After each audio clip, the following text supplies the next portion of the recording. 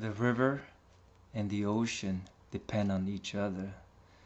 Without one, the other cannot exist.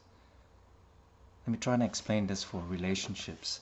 As you know, the natural cycle between rivers and ocean is what gives life on earth, on land, on terra firma. All the insects, all the animals, and the fauna. Well, with the ocean, there's evaporation that causes the moisture to turn into clouds. And the clouds travel over land, and when they hit land, they usually drop moisture on land and as rain. And the rain is what gives life to the creatures and the plants on the land. The excess rain that does not get converted into life or into the ground eventually feeds into a river. And that river eventually returns to the ocean. As you can see, that cycle repeats over and over again. And that's what gives us life.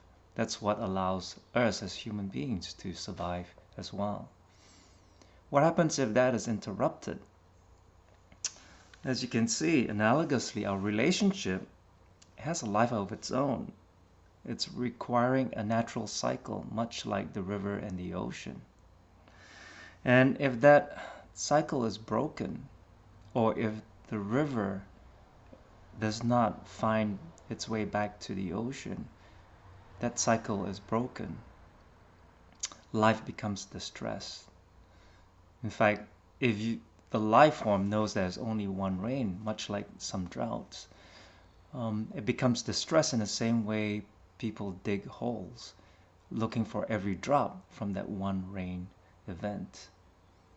And much in the same way, our relationships can be that drought season where we're digging for every drop from that one rain. We are in scarcity and we're in distress. Well, a distressed relationship is pretty much the same way. You can think of it as running on one rain event. That natural cycle that is meant to come around to feed it is interrupted. And I want to point out in the yin and yang, the relationship between river and ocean. You can imagine that this white pod is yin, which is the potential, which is the ocean. But there's a yang in the yin. It seeks to evaporate. And that movement is the yang. And that yang could be represented as cloud form. It could be represented as the river. And when that river travels, there is a yin in that yang. It seeks to return home so that it can be fulfilling its cycle. And this is the yin right here. Hope you can make it out to the Tao of Relationships as we explore beyond the 4 horsemen of apocalypse from Gottman Institute. We'll be talking about the Gottman Institute's reducing the 10,000 leaves into the 4 branches of a distressed relationship.